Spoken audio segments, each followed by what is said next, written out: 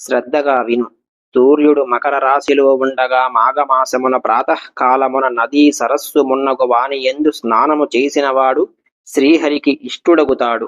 ఇలా మాఘమాస ప్రాతకాల స్నానము చేసి తీరమున శ్రీహరిని అర్చించి శ్రీహరి మహిమను వివరించు పురాణము వినుచు మాఘమాసమంతయు గడుపుట పుణ్యప్రదమైన వ్రతము.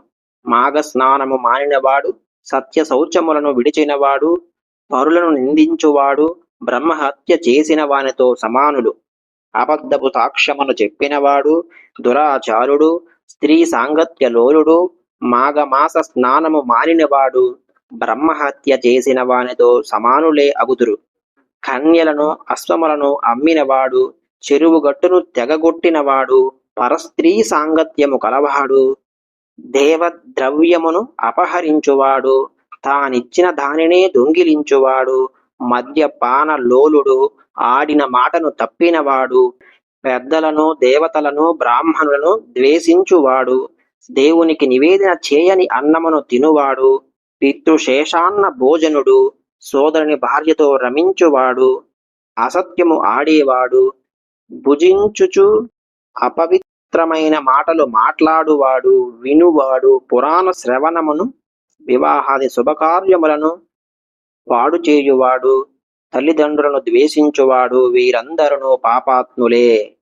మేము చేయుచున్న ఈ మాఘమాస వ్రతము పాటించునచో ఈ పాపుల బుద్ధులు మారి పరిశుద్ధులై పుణ్యవంతులగుదురు. మాఘస్నానము చేసి తీరమున తులసీదళములతో మాధవుని అర్చించిన వాని పుణ్యము అమితమైనది. వ్రతాంతమున చేయు అన్నదానము శుభఫలప్రదము. ఈ వ్రతమాచరించిన వారికి పునర్జన్మ ఉండదు అని సత్యవ్రతుడు మాఘస్నాన వ్రత ఫలమును ఎన్నో విధాలుగా వివరించాడు. సుమిత్రుడు వానికి తాను చేసిన పాపమును, గురువు చెప్పిన ప్రాయశ్చిత్తమును వివరించాడు.